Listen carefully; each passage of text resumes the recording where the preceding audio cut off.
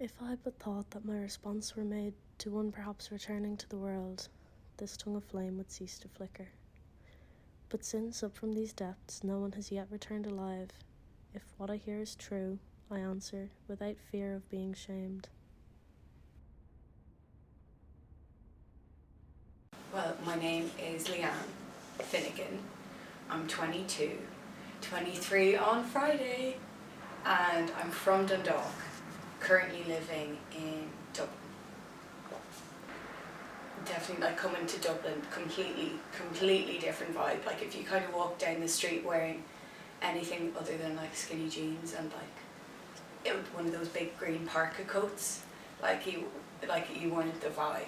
So yeah, it was very downplayed, or I don't know, girl up, I think would be the word. I've said scant twice and I don't even know if it's a word. It just feels right.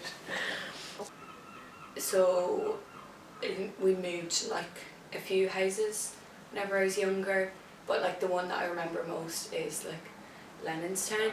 There's green carpets in the kitchen, which is weird, and it was all white, and there's lots of kids on the street.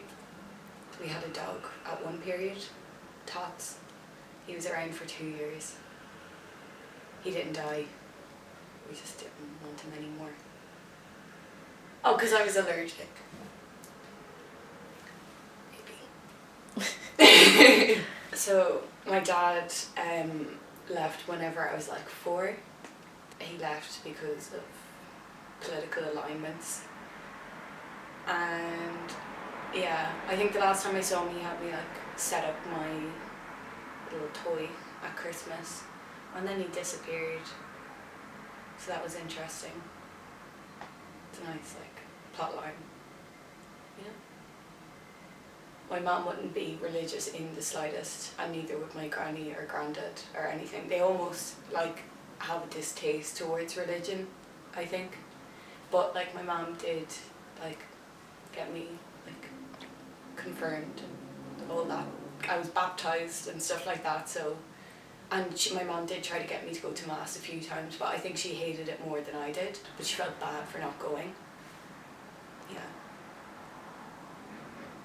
I think a part of it was definitely that like she was like a young mother, and she was trying to prove to all the other like families that like she was not like I don't know how to say it in the most like political correct way, but like that she wasn't just a waster and stuff, and that she was like not even that she was religious, but I don't know, it just kept up appearances, I think, or something. Father Jimmy came and sat down and had dinner with me and my mum in our house and just talked, and then I think I left at one stage. I think he was there for hours with my mum just talking. I don't know if they were talking about God or what they were doing, but I'd say that freaked my mum out a little bit. I think I took things at face value for like a long time, that I was like, okay, like we're getting classes and these like older people are telling me about this guy called Jesus. And I was like, facts, okay, these guys are educated, they're old, I believe them. So like all the kind of stories I think I took at face value. But then around my confirmation time, I was talking to my mum about it, and I didn't want to get confirmed because I didn't know if I could commit to Catholicism. At like, what, I don't know, like 10 or 11, I was like, I don't know if I'm in on the gag, in on the joke. Even then, later down the line, I think in like second year, I went to like the Catholic camp down in Cork, and I came back a believer. Like my mum was scared. Like whenever we were in like the car ride back, I was just talking to her, and I was like, Mom, like seriously, I need to talk to you about like this guy, his name is Jesus, like he died for our sins. And I was like, God has a plan. I was like weird about it for a week, and then I got over that phase. But it was fun. The priest there, like it was around the time that LMFAO came out with the party rockers, and you know the shuffling thing, he did the shuffling thing, and he was like 20, he was like in his 20s, and he was cute, so I think everyone just believed him. Like, I think I look at religious now almost ironically. I would go against it in the sense that I think it's very like patriarchal and stuff like that, and a lot of it's rooted in like just like morals and beliefs that I don't believe in. Being queer, obviously that's like one of the things is God doesn't love that, apparently.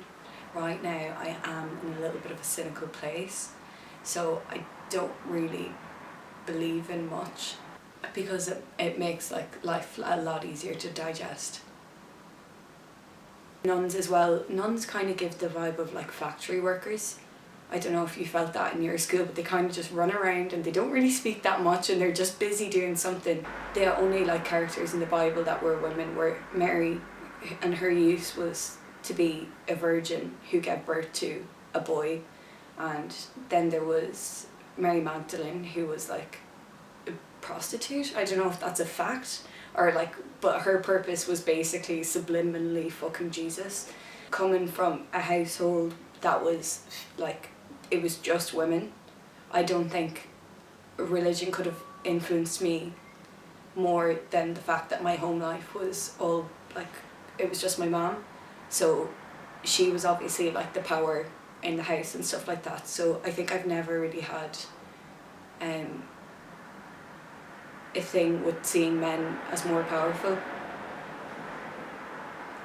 Me on my absolute misandrist behaviour, isn't that when like you're so far feminist that you like hate men?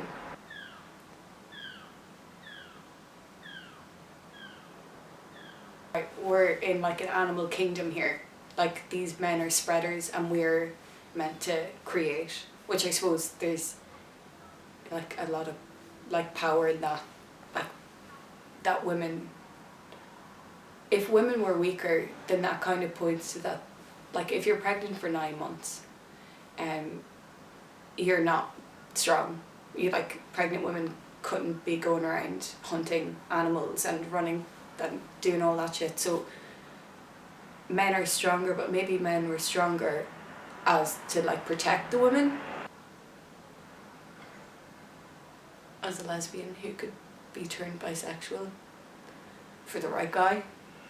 And sometimes as well with men, it's like, I don't know if you get it as well with like projects and stuff like that,